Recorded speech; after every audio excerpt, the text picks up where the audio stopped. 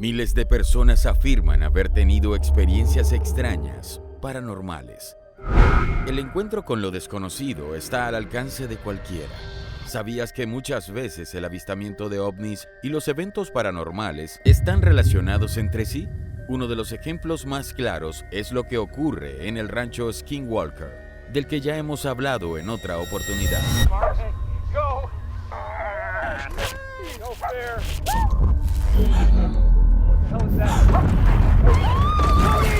Allí en ese rancho, en Ohio, ocurren desde avistamientos de luces extrañas, mutilación de ganado, hasta eventos poltergeist. De hecho, los trabajadores afirmaron haber visto personas que luego desaparecen.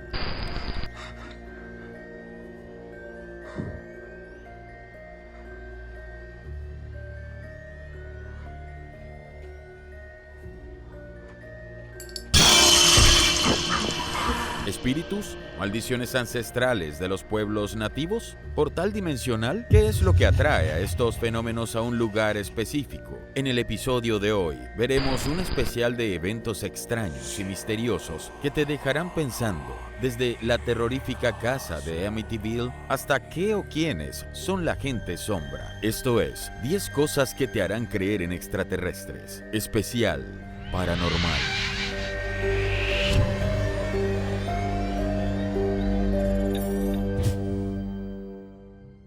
Rupkum, el lago de los huesos. En lo alto de la parte india de la cordillera del Himalaya se encuentra un lago muy alejado, y lo extraño de esto es que está cubierto de esqueletos humanos. El lago Rupkum está a 5.029 metros sobre el nivel del mar, en la parte inferior de una ladera en Trisul, una de las montañas más altas de India. En el estado de Uttarakhand, los restos humanos están esparcidos sobre y bajo el hielo en el denominado Lago de los Esqueletos, descubierto por una patrulla británica en 1942.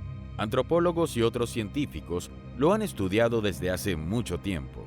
El lago se mantiene congelado la mayor parte del año, y solo cuando la nieve se derrite son visibles los esqueletos, algunos con carne todavía bien conservada. Hasta la fecha se han encontrado los restos óseos de entre 600 y 800 individuos.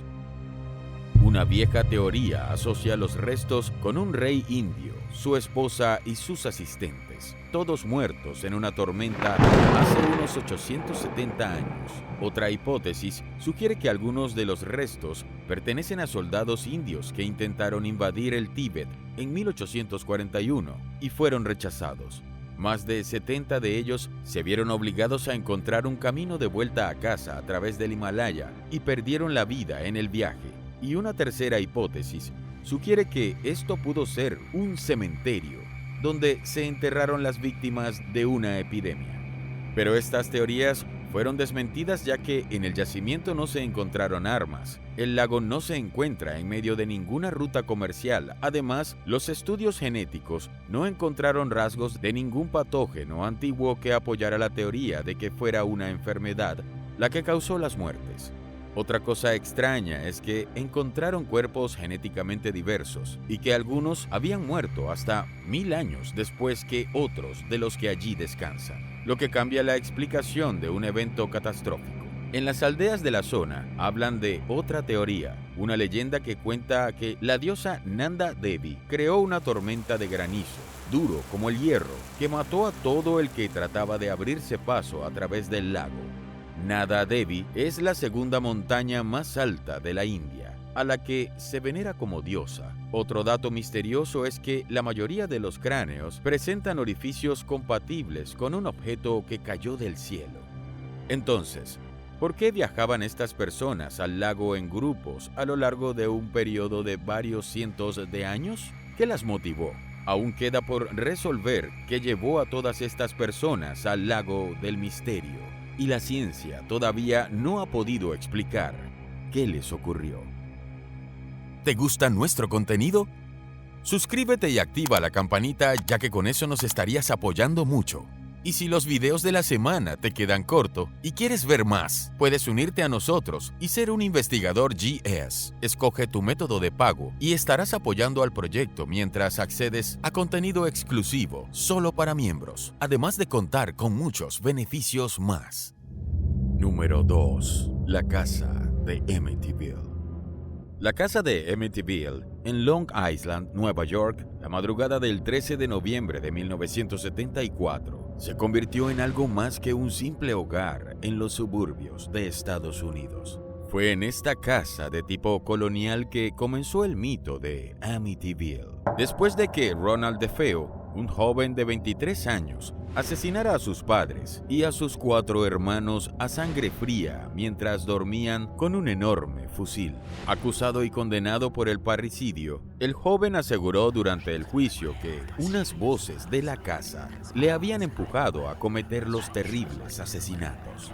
Sin embargo, la fama de lo paranormal de la casa comienza precisamente tras esa noche. En 1975, la familia Lutz decidía mudarse a la casa, que habían conseguido comprar por una irrisoria suma de dinero, debido a la fama y a que nadie quería vivir allí tras lo sucedido. Sin embargo, el mismo día que se establecieron, comenzaron los fenómenos extraños. Desde pesadillas sobre los asesinatos con datos que nadie sabía, sustancias por las paredes o siniestras habitaciones secretas, o la supuesta aparición de criaturas demoníacas con la apariencia de cerdo de ojos brillantes.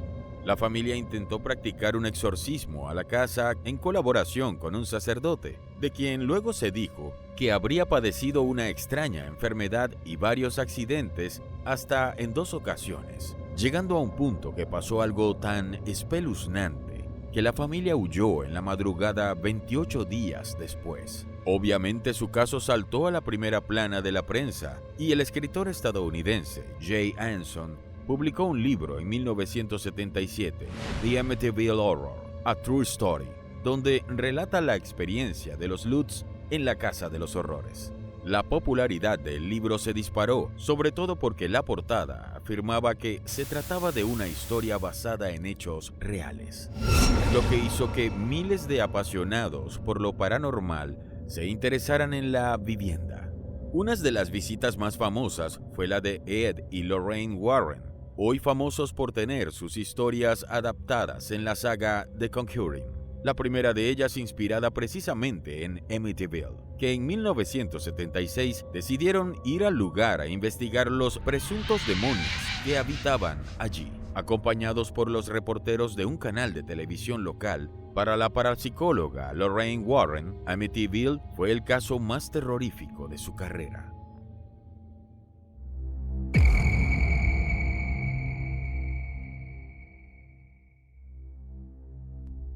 Número 5. La gente sombra. La leyenda urbana dice que la gente sombra son espíritus perturbadores con forma humana, que incluso algunos investigadores los han catalogado de entidades sobrenaturales malévolas. La creencia popular señala que estas siluetas negras pueden ser violentas y amenazantes, mientras otros afirman que son neutrales o son habitantes de una dimensión desconocida. Sin embargo, la ciencia dice otra cosa, que podrían ser alucinaciones dentro de las llamadas parálisis de sueño, que es una incapacidad transitoria para moverte cuando estás en proceso de quedarte dormido o levantarte. Es como si tu mente despertara antes que tu cuerpo. Durante estos episodios, que suelen producir mucha angustia en quienes los sufren, algunos pueden percibir su alrededor distorsionado y tener alucinaciones. Gran parte de personas que experimenta este ataque durante las parálisis reportan que observa o siente a una persona a su lado, siendo muchas veces esta presencia, de acuerdo a los relatos, la que impone la opresión en el pecho y cuello o la que golpea y lastima a la víctima. Las apariciones de Heidi Hollis en el show radial nocturno Coast to Coast AM ayudaron a que las personas cuenten sus historias, y lo extraño fue que todas coinciden. Lo describen como siluetas oscuras con formas humanas, con ojos rojos o amarillos, y que algunas intentaron saltar sobre su pecho y estrangularlas. La autora cree que estas sombras pueden ser repelidas usando el nombre de Jesús. Para Hollis, Probablemente sean criaturas extraterrestres negativas. Además, testigos afirman que en presencia de estos entes se percibe una energía extraña que altera los aparatos eléctricos a su alrededor. ¿Cuál es la naturaleza de estos seres? ¿Alucinaciones? ¿Entidades demoníacas que buscan perjudicar a los humanos? ¿O seres interdimensionales observándonos en la intimidad de nuestro hogar? ¿Con qué fin? ¿Tú qué crees? Número 6. Objetos malditos. En el mundo hay cosas tenebrosas, objetos malditos que provocan catástrofes a quienes los posean y son famosos por las terribles historias detrás de ellos. Tal como existen amuletos de buena suerte, también hay cosas que parecen maldecidas por el demonio y alcanzan una fama bastante desagradable. Te contaremos sobre algunos de ellos. El cuadro de The Angustied Man, el hombre angustiado, tiene una tenebrosa historia detrás, ya que quien lo pintó sufría de problemas mentales y, para crear su obra, mezcló óleo con su propia sangre y tras terminarla se quitó la vida. No solo los orígenes del cuadro The Angustied Man son perturbadores, ya que se cree que esta extraña obra de arte está maldita y quien la tenga cerca escucha ruidos raros y bastante atemorizantes, tal como si estuviese poseída por su creador. La abuela actual del propietario, Sean Robinson, describió la obra como regalo de un amigo. La mujer, sin embargo, no tardó en notar que algo iba mal con aquel retrato. Según los propietarios, el cuadro emite gemidos, gritos y rasga la tela del retrato. El propio Robinson ha publicado videos en YouTube para demostrarlo. El diamante de María Antonieta de Austria, una joya valuada en $250 millones, se encuentra entre los más siniestros de la lista. Conocida como Diamante Hope, se trata de un diamante de color azul que quienes lo han poseído o custodiado se han enfrentado a la tortura, la decapitación, el suicidio y la vergüenza. La joya formó parte de la colección de la propia María Antonieta de Austria, cuyo trágico asesinato en la guillotina forma parte del rumor de la maldición del diamante. En concreto, esta superstición tiene su origen en que fue robada del templo en honor a la diosa hindú Sita. Otro objeto maldito es la muñeca Annabelle, famosa por su película. Este objeto es real y es considerado uno de los más embrujados. Se dice que la muñeca está poseída por el espíritu de una niña del mismo nombre y es capaz de moverse, levitar, asesinar y escribir mensajes con sangre. Expertos que la examinaron creen que la muñeca Annabelle es en realidad un portal infernal y pese a que se intentaron exorcismos para alejar al demonio, no lo lograron. En la actualidad se encuentra en el Museo Oculto de los Warren y contiene la advertencia de no acercarse. Hay muchos objetos extraños más en la lista, como el vestido de boda de Annie Baker, la silla de Thomas Busby, entre otros, todos rodeados de muerte y misterio. Número 7. El fantasma de Greenbrier. Esta es la historia de Elva Sona Hester, una mujer que fue asesinada y resolvió su homicidio desde el más allá. Sí, así de extraño como se oye. El 22 de febrero de 1897, el cuerpo de Elva Hester fue encontrado en su hogar en el condado de Greenbrier, West Virginia. Cuando el médico de la familia llegó a la casa, vio que el cuerpo de Elva había sido movido y trasladado a la cama de su dormitorio. Su marido, Edward Shue, al conocer la noticia, la recogió, la aseó y le cambió la ropa. Incluso le colocó una tela en la cara para que no pudiesen observar su rostro. Al tratarse de una familia conocida y respetada, el médico hizo una inspección rápida y superficial del cadáver, hasta el punto de que no llegó ni a retirar la tela de la cara de Elva, y certificó que había muerto por complicaciones en el embarazo que cursaba. De la misma forma, durante el funeral, la víctima también llevaba el cuello tapado. Pero había algo que a Mary Jane Hester, la madre de Elva, no le cuadraba. Antes de enterrar a su hija, se llevó la sábana que la tapaba. Al lavarla, de la tela salieron varias manchas rojas. En ese momento, fue cuando se convenció de que había sido un crimen. Luego recibió 4 visitas del espíritu de su hija, vestida con la ropa que llevaba cuando fue asesinada y en las que le insistía de que no había sido una muerte accidental, que su marido la había estrangulado con sus propias manos. Según relató durante el juicio, El fantasma le dijo que Edward Shue se había enfurecido porque no le gustó la cena, por lo que estranguló a la mujer, fracturando el cuello entre la primera y la segunda vértebra. Mary Jane decidió visitar al fiscal del condado de Greenbrier, John Preston, para contarle los 4 episodios que había vivido durante las últimas semanas. Preston no dudó y reabrió el caso. En las investigaciones, el fiscal descubrió que el herrero Shue, a pesar de que tenía 30 años, había enviudado 2 veces. Ambas mujeres muertas en extrañas circunstancias. Preston interrogó al médico que examinó el cadáver y comprobó que no le había realizado un examen completo, por lo que el fiscal ordenó la exhumación del cadáver. La autopsia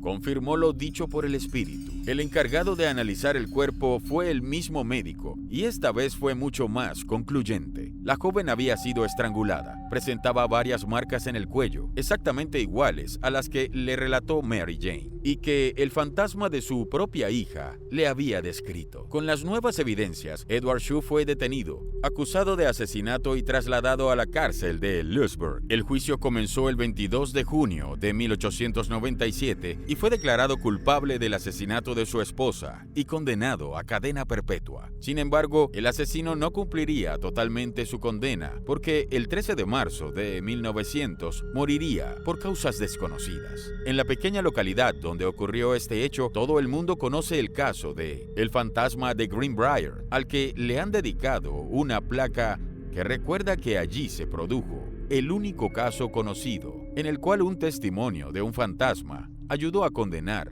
a un asesino. Número 8. La bruja de Monterrey. La madrugada del viernes 16 de enero de 2004, Leonardo Samaniego, policía de Guadalupe, Nuevo León, fue abordado por lo que él definió como un ente sobrenatural. El policía realizaba un recorrido de rutina en su patrulla cerca de la colina Valles de la Silla, cuando al girar en una calle, vio como algo de un considerable tamaño caía de un árbol, pero antes de tocar el suelo, flotó lentamente y se dirigió hacia la patrulla, la cual alumbró la inquietante figura, y el policía pudo notar los enormes ojos negros, túnica y capa que cubrían al humanoide con aspecto femenino, y parecía anciana, una imagen típica de los relatos de cuentos infantiles. La criatura parecía una bruja. La figura cubrió sus ojos de la luz y acto seguido se abalanzó hacia el automóvil y lo sacudió con violencia. En el interior del vehículo, Samaniego intentaba pedir ayuda desde la radio de la patrulla, mientras trataba de ahuyentar a lo que fuese que estaba encima del auto, intentando romper el parabrisas. El policía estrelló el vehículo y perdió la conciencia por el impacto. La ayuda solicitada a través de la radio de la patrulla llegó minutos después. Cuando el hombre pudo recuperar la conciencia, los policías y paramédicos que lo auxiliaron escucharon el relato de Leonardo con asombro. El extraño suceso causó tanta curiosidad que se extendió rápidamente y los medios de comunicación llegaron hasta el lugar de los hechos para entrevistar a Samaniego. Los exámenes toxicológicos y psicológicos realizados en el hospital descartaron la posibilidad de que el oficial se encontrara bajo los efectos de alguna sustancia tóxica o alcohólica. La intriga creció y se comenzaron a especular teorías para explicar lo que había pasado, desde aves enormes hasta personas disfrazadas. Sin embargo, un poblador de Monterrey mostró una grabación donde se mostraba un humanoide sobrevolando los cerros cercanos a la ciudad. A esta evidencia se le sumaron un sinnúmero de testimonios acerca de la presencia de este ser. Años más tarde, se divulgó un increíble video que muestra un extraño ser volador cerca de una montaña de la localidad de Monterrey. El video fue captado por un grupo de ufólogos que se encontraba en el lugar esperando captar la imagen de algún ovni. Estos afirmaron que en esta zona es común que ocurran muchos hechos sobrenaturales. En el video se observa una imagen que muestra claramente a una persona encorvada, con una especie de capucha puntiaguda, que aparece volando hacia el monte, relató Jerónimo Flores, uno de los ufólogos que captó la insólita imagen. Estos testimonios, sumados al de varios policías, nos hace pensar, ¿qué vieron realmente? ¿Brujas, seres extraterrestres o algo completamente terrenal? Número 9. Eusapia Palladino, la medium que atrajo a la ciencia. Eusapia Palladino fue una medium italiana de renombre internacional. Desarrolló su actividad en Italia, Francia, Alemania, Polonia, y Rusia, ganando fama de poseer extraordinarios poderes paranormales, capaces de provocar la levitación de objetos, la materialización de espíritus de fallecidos, la presentación de rostros y caras de difuntos en barro húmedo. Sus actuaciones despertaron gran expectación entre las clases pudientes. A pesar de sus elevadas tarifas, durante sus comunicaciones con los difuntos, los objetos se movían solos. Había chispas. Despertaba asombro cuando una mesa de 4 patas se despegaba del suelo y se elevaba. Había 2 bandos. Uno detractor que afirmaba que sus poderes espiritistas eran trucos de magia que le había enseñado su primer marido, un hombre de circo, y otro grupo formado por un círculo de intelectuales y científicos que desoían las voces de los escépticos y que asistían fascinados al espectáculo de dones de la italiana. Bien conocida por los intelectuales de la Europa de su época, Paladino gozó de prestigio como médium incluso entre algunos premios Nobel. En Francia, un grupo de químicos, biólogos y físicos, entre los que estaban los famosos Marie y Pierre Curie, asistieron a sus reuniones. Parece que muchos de ellos estaban fascinados con el incipiente campo de la física cuántica, así como por la investigación sobre la vida después de la muerte. Los Curies observaron las sesiones con su mente científica, tomaron notas y discutieron las conclusiones con otros investigadores. Es posible que estuvieran buscando la fuente de una energía desconocida. Pierre estaba mucho más fascinado con las sesiones de Paladino que Marie. Ciencia y espiritismo nos parecen hoy conceptos opuestos, pero no siempre ha sido así. Entre 1880 y 1930, el espiritismo formó parte de los grandes debates científicos de la modernidad. Lejos de ser algo insignificante, premios Nobel y reconocidos medios estudiaron los fenómenos espiritistas. ¿Estás listo para más? ¿O tienes dudas al respecto? Conversa personalmente con nosotros por nuestro canal de Telegram. Estaremos muy activos ahí. Aparte de ello, se vienen los videos en vivo. Síguenos en Twitch y nuestras redes sociales, Twitter, Instagram y Facebook como GStech. Prepárate para estar conectado con nuevos documentales y nuevas secciones a solo un clic. Te esperamos. Número 10. El Poltergeist de Rosenheim. El caso del Poltergeist de Rosenheim fue sin duda uno de los más famosos del pasado siglo. Corría el año de 1967, cuando en un estudio de abogados en Rosenheim, en Alemania, comenzaron a ocurrir sucesos extraños. Bombillas que estallaban, lámparas que se balanceaban solas, teléfonos que realizaban llamadas sin que nadie los tocara. Todo comenzó con el mal funcionamiento de los teléfonos. Los empleados se quejaban de unos extraños chasquidos que se producían durante las conversaciones. Interferencias extrañas en muchas ocasiones precedían el corte de la línea. En otras ocasiones, sonaban todos los teléfonos al mismo tiempo y al descolgar, no había nadie al otro lado de la línea. Más tarde, además de las comunicaciones, comienzan a sufrir problemas del sistema eléctrico. Las luces se encendían y apagaban solas. Las bombillas estallaban. También comienzan a escucharse ruidos extraños, movimientos de objetos pesados. Herr Adam, dueño del estudio, sospecha que allí había algo más que un problema eléctrico. Solicitó la ayuda del Dr. Hans Bender, del Instituto de Parapsicología de la Universidad de Friburgo. Bender, junto a un equipo de 40 personas, entre los que había científicos y físicos de distintas especialidades, comenzó el estudio del caso. Se instaló un equipo técnico para medir las distintas fluctuaciones del voltaje y llegaron a la conclusión de que los fenómenos existían. Y los campos magnéticos habían sido observados y detectados por los instrumentos de medida. No se detectó ninguna manipulación fraudulenta y los fenómenos observados desafiaban las leyes conocidas y al parecer, estos parecían tener un origen inteligente. Pero el caso dio un giro extraño. Los investigadores observaron que la secretaria, Annie Mary, siempre estaba presente en el despacho cuando se desarrollaba el poltergeist. La joven realizó distintas pruebas que demostraron que poseía capacidades psíquicas realmente espectaculares. Annie había causado de forma inconsciente todos los sucesos, fue despedida y los fenómenos poltergeist cesaron el mismo día en el que ella abandonó el edificio. ¿Y tú? ¿Has tenido alguna experiencia poltergeist?